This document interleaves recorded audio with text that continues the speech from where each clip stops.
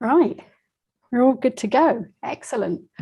Yeah, so this is about Koha 2111, but also 2109. So essentially all about upgrades and what you can look forward to in the next upgrade round. As Jonathan said, it was 2111 was released on Friday. And you may recall that in the last couple of years or so, we've taken a decision as a company to aim towards upgrading our customers to 0.11 releases. So we've obviously been working with 20.11 for upgrades this year predominantly, but now we're looking ahead to 2111. So sites are beginning to be lined up for next year. We're getting our first dates in the calendar for test servers to be upgraded and so on.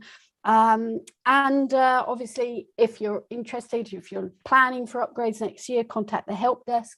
We have a plan, a routine that we follow when we're working with you for an upgrade. So for those of you with test servers, we'll upgrade the test server first and give you support while you're testing different functionality and mainly existing functionality. We work with you to aim for an actual upgrade day on your live systems as well.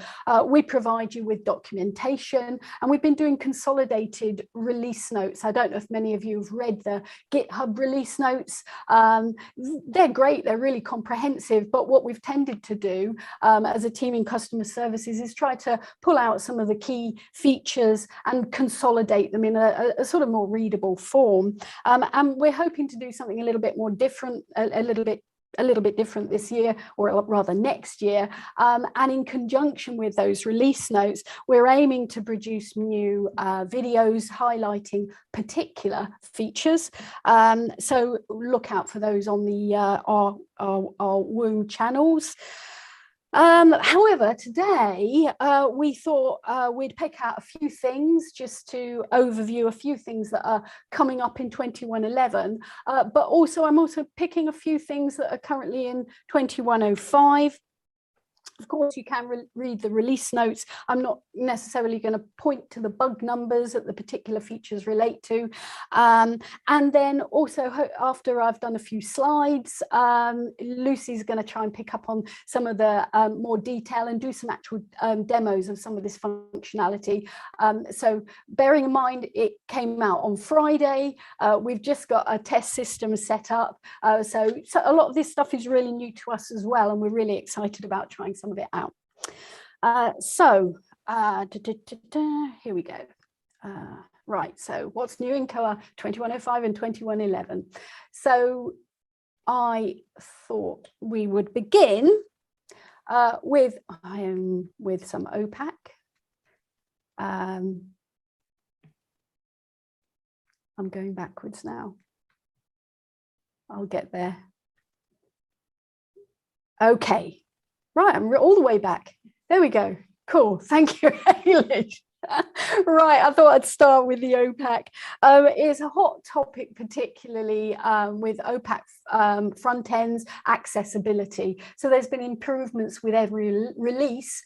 And with 2105, I've listed some of the key things that have been worked on with that release. So title elements, working towards most unique information first, improvements to the heading structure, so more descriptive headings, breadcrumbs, particularly on the staff interface, because when we're looking at accessibility, we're not necessarily solely looking at the OPAC side. As staff, you're using the browser for your day-to-day work. So accessibility is also key on the staff side as well.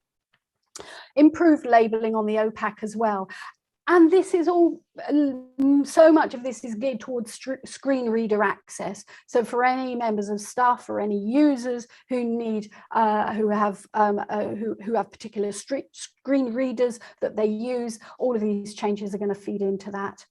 So with 2111, there's been another raft of changes, and the bulk of these have been sponsored by Catalyst, and they've been adding captions and legends to tables and forms, again gearing towards aiding navigation for people with screen readers. So a lot of changes to look out for in core Koha there. So in addition, with the OPAC, something else that's coming in. So many of you may have noticed who got upgraded this current year. There was a new libraries option that came in. So a lot of libraries got upgraded on the test servers. And there's this new libraries option that essentially goes out to your branches policy and pulls out information about your libraries.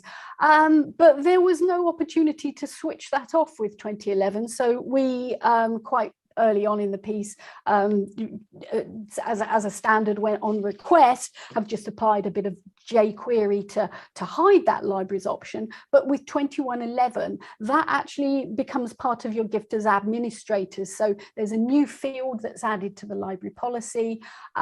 When you've enabled it, you get the option to display or not your libraries page on the OPAC. So that could be quite useful when you've got different branch libraries, some of which may be for maybe administrative, or they're archives, or they're not libraries as such with stock. So you could choose to promote some on the OPAC, but not others. So that's something new that comes in with 2111.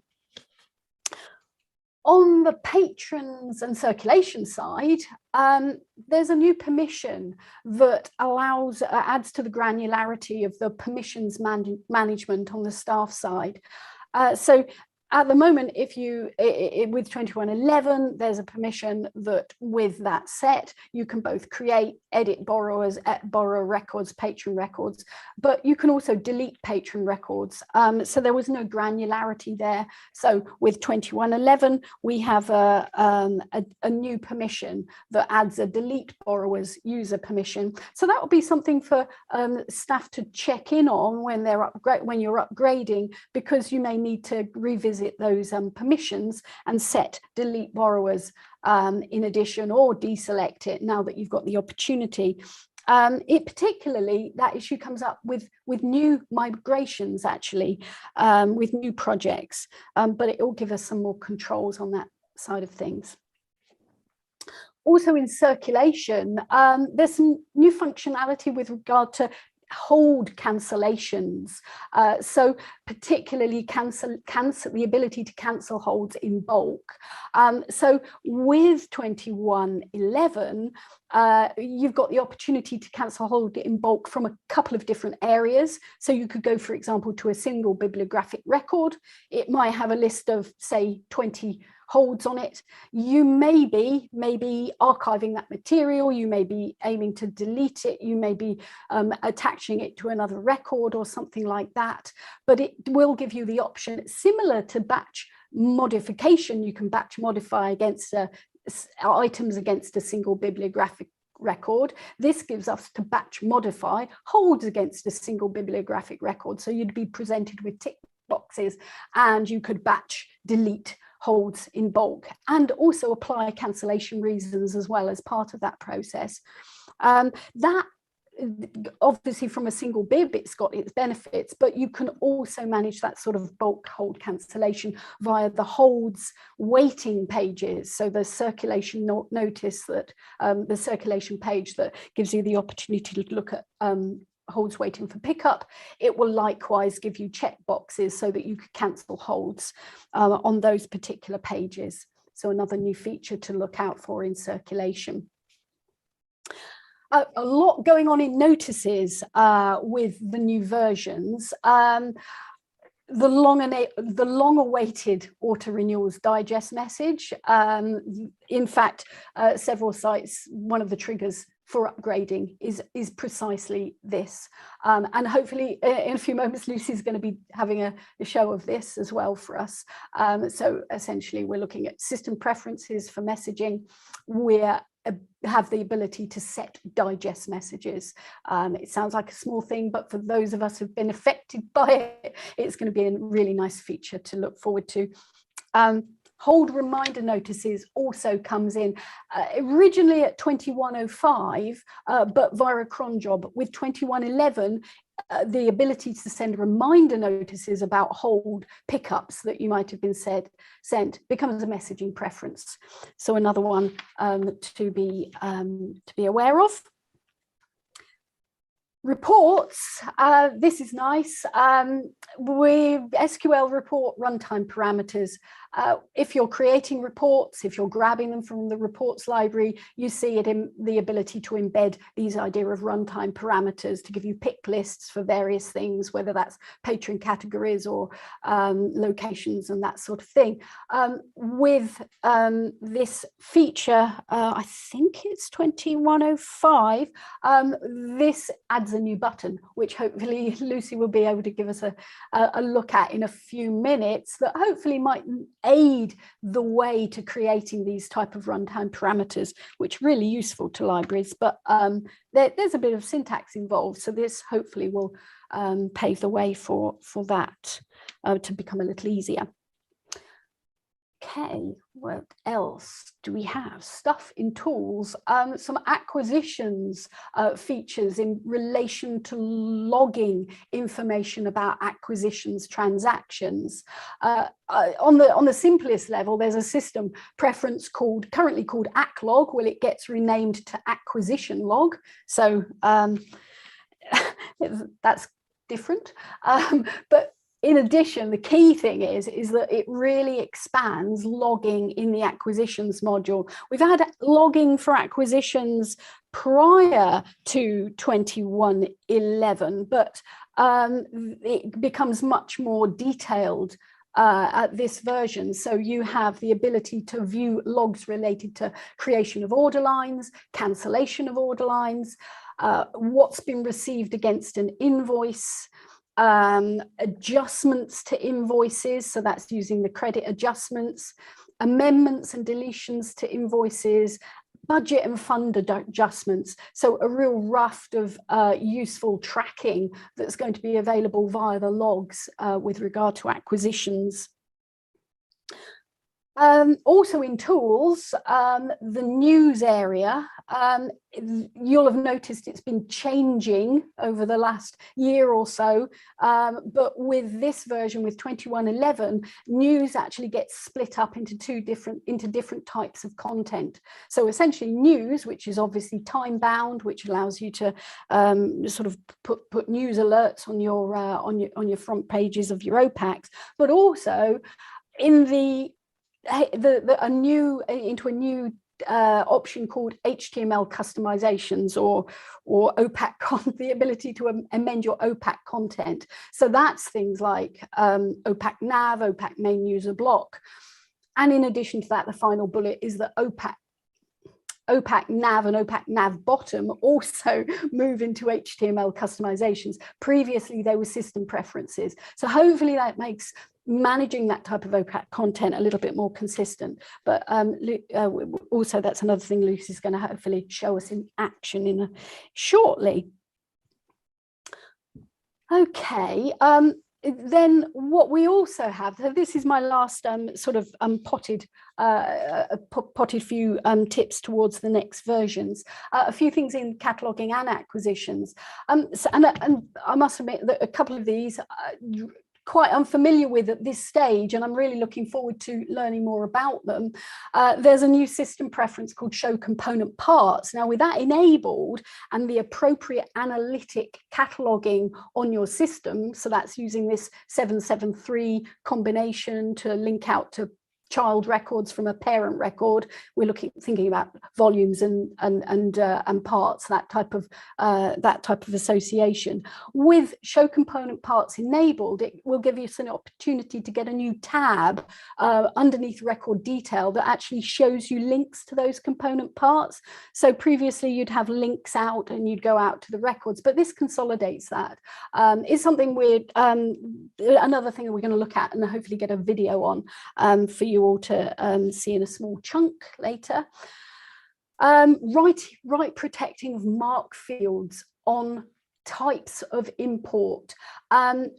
Sort of broadly speaking, this could be a sort of considered as a way of identifying tags that you want to protect or not protect. So in other systems, you might have had a concept of junk tags. Well, with this, you really get an expansion of ways that you can protect materials that you may be importing in different ways. So there's a new system preference called mark overlay rules. With that switched on, you also would then refer to a new policy section that allows you to build up mark overlay rules, and you can specify the type of the type of I suppose transaction that you might be managing, whether that's bulk batch record modification, whether it's staging mark records, whether it's importing records with Z3950. So you can have separate rules for each of those different types of feature,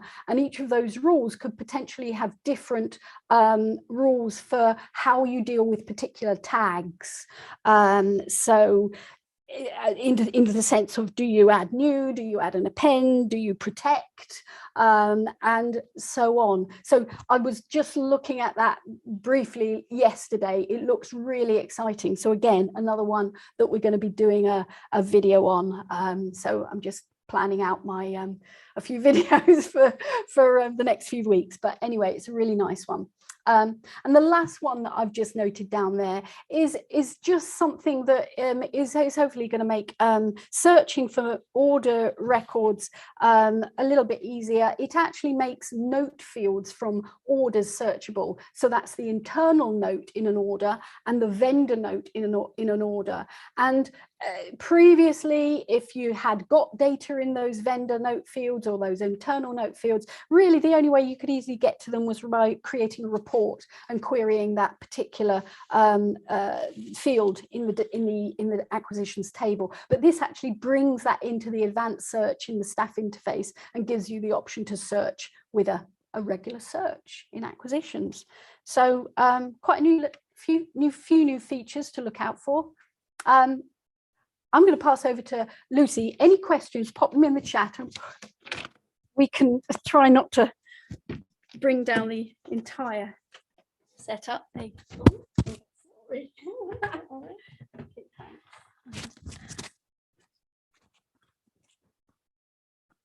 Right, hello everybody. I've been given the best slot of the day. It's when everyone's wanting to get home, so I won't keep you long. As Janet said, I'm just going to demo a few of the things that Janet's already spoken about this afternoon, just to give you a flavour of what they look like on 2111. So I'm just going to share my screen, and hopefully people will tell me if they can see that. Up. Yeah. Okay. Lovely. So you should be able to see my screen here on the homepage of Koha 2111. And as Janet and Jonathan both mentioned, it only came out last Friday. So it really is hot off the press. So you might already notice that the sort of module links have been tidied up, and we've got nice little new icons as well here. So I'm only going to look at three things that Janet's mentioned this afternoon. Firstly, I'm going to have a look at how the notices have changed, or the new notices that Janet's mentioned. Then I'm going to have a look at the SQL reports and the runtime parameters. And then finally, we'll have a look at the news block in tools as well. So first thing I'm going to do is just search for a patron and show you these new notices that are available to send to patrons. Oh, what am I doing? I don't want to search for that, do I? So pick any patron. Actually, the first thing I'm going to show you very, very quickly is, can you see there in the drop down of the patron search, you've got main library highlighted here in green. This is not one that I was particularly going to mention, but it's a really nice new little feature where patrons from your home library, or the library that you're logged in at, are highlighted in green, so you can see which are your home patrons. That might be useful if you're in a a Koha system where you've got different library branches with patrons. So we're just going to have a look at this patron here. And if I drop down to the messaging preferences, you'll see that we've got 2 new notices down here in the messaging preferences. For some of you who don't use interlibrary loan, you'll see even more new ones than you would normally see. So we've got a couple of interlibrary loan notices here that only came in very recently, really, I think in the last year as well. So you may not see those either, but you'll see these 2 new ones. So the first one I'm going to look at is the auto renewal notice. So this is a notice that you can send out optionally, and it has been around a while. But you always needed to enable it from the cron script that runs overnight for the auto renewals. So it wasn't one that you had control over yourself in the libraries. You needed to ask us to set that up for you. So it's really nice that that's now, it's managed by system preference. And if you've got that enabled, you'll see that listed here. The other thing which is most important about this notice, in particular in 2111, is that it is now a digest. So you've got this digest option here. So in the past, the auto renewal email would run for every loan that was being auto renewed. This is a digest that will collect those all together.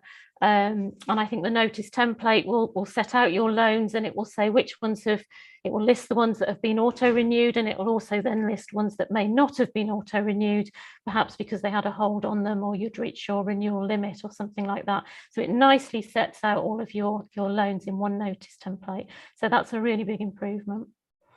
The second one to look at here is the hold reminder. So this is a brand new notice. And as Janet said, in 2111, it now has its own system preference to enable it. And this notice, so for example, if you give your patrons 2 weeks to pick up a hold that's waiting on the hold shelf, you can now optionally send a reminder sort of after 7 days to say, do you know that you've still got this waiting and you haven't picked it up yet? So that run, again, it's managed by a cron script that runs overnight, runs nightly overnight, and would send out notices to those patrons that still had holds to collect. So that's another nice one. So of course, I'm looking here in a particular patron record. What you would probably want to do is just move my, let's just go on to another tab. If I just go into administration, you would probably want to set these notices as default messaging preferences within your patron categories. So you would come in here into your patron category configuration, and you edited, just edit one of your patron categories at random, just to show you where they would sit. At the bottom, you've got your messaging preferences. So you would want to enable those at patron category level to say that you wanted to send those 2 notices if that was what you wanted to do. Now, the other thing to remember, of course, if you do want to enable those when you next upgrade, if you update these patron categories as defaults, any new patrons that you then create will have these new messaging preferences, but just remember that you need to ask us to run a script to force those new changes onto any existing patrons as well. So it will be used for all of your patrons. So again, something to bear in mind. Okay, so the second thing I was going to have a look at was the SQL reports change. So I'll just flip over here into reporting. And this is a really nice new feature, actually, especially for people like me who find SQL reports quite a challenge. This really is the enhancement for you. And it all hinges on the runtime parameters. So I'm just going to search for patrons by enrollment, see if I can find this report that I've, oh, it's not going to find it. I'll just go back. Saved reports. Just search for enrollment, see if I can find it from there. Okay, so it's this one. So I've just set up a quick report just so we can have a look quickly. I'll go in to edit the SQL first of all so you can see what's happening. Okay, so for those of you who need a reminder, as to what a runtime parameter actually is. These are the little filters that you can add into your SQL reports that so you can select things before you actually run that report. So it might be a date range or a particular library branch code or a patron category that you can select from a drop down. So they're really handy for making reports generic, really. So instead of having hard coding dates or codes within the report, you can add a filter before you run that report, so you can have one report that you can use for many different scenarios. So I've just got a quick report set up here. I'm going to select a few columns, the card number, surname, first name, and I'm going to limit down on the date enrolled. So when the patron was added to Koha on or before, so equal to or before this particular date. Now, as I said, we don't want to have a particular date in here and come in and edit the SQL every time we wanted a different date in there. So we can add a runtime parameter in there. In the past, you would have had to have known the syntax, so you could just type it in if you had really good memory, or go out to the reports library or to another library and copy and paste it in. We now have this nice drop down here. I'll just go down a little further so you can see all the options. And I'm going to choose the date one. First thing it asks you is to put in a label. So you can say enrolled before, and insert that parameter. Oh, it's put it in the wrong place. Let me just take that out and start again. Put it in the right place. I want to put it in my where enrolled part of the query. So before, oops, live demos. There we go. And it's put in these little, this little syntax. It's probably a lot of you that run SQL reports are aware of. So I don't need my hard-coded date anymore. I still need to have the rest of the where clause. Got my little filter in here. Just need to update the SQL. And now if I run that report, hopefully, we'll see our runtime parameter, the correct terminology, the pre-filter, whatever you like to call it. And I can put in a date in there, and that should run the report for me. Okay, so just to help you setting up those new queries, saving you going out and looking for that syntax. And as I said, if I go back to edit, you can see that there are other runtime parameters. So I'm not going to go through any more of them today, but you can have a look at them once you upgrade, or if you have a test server that we upgrade, you can see that you can put in the libraries drop down, the user categories, the item types, etc. I think those are the most commonly used ones. So that's a really nice new feature that I think we got quite excited about when we first saw it. So the last thing I'm going to demo today is in tools, and this is the news blocks. Now, for a lot of customers that have gone through a couple of upgrades over the last few versions, you'll be aware that the OPAC content system preferences have been moving piecemeal across into the news block. And news had become a bit of a mixture of both adding news items and what were the system preferences for adding content to the OPAC. In 2111, that is now split out. So we now have news, which has gone back to just being the news area, and the OPAC content has now got its own separate sort of tool under this menu called HTML customizations. So don't be alarmed that you suddenly have to start writing HTML again. You don't. That's just the label for it. If I go in here, you can see what's underneath here. And for those of you that are familiar with the system preferences for adding content to the OPAC, you'll see they're still called the same. So you've still got OPAC nav, OPAC header, OPAC main user block. If I just go in and edit one of those, you can see if I scroll down, you've got a text editor where you can add your content for that area of the OPAC. And again, just to reiterate, you don't need to know your HTML because you've got this nice little text editor where you can format your text and add images and that kind of thing. So it really is a lot quicker. And I think the advantage of this now, having it in a separate block, is that all of those system preferences that you used to have to search for in amongst all the other OPAC system preferences are now collected together in this one area under tools. and they're all separated out. And I think, as Janet said, they're also all now within this HTML customizations area. So we haven't got any that are still lingering as system preferences. So they're all grouped together and easy to find, and you can manage them from one place. And also news goes back to being just simply for your news items. Okay, so I'm slightly overrun a little bit. I know everyone's probably wanting to get away, but those were the three things that I wanted to show you. So there's probably not much time left to put any chat into chat, but we're always happy for you to raise support calls as well if you've got any questions about any of these or anything else about upgrades in the next cycle to 2111. So thank you very much.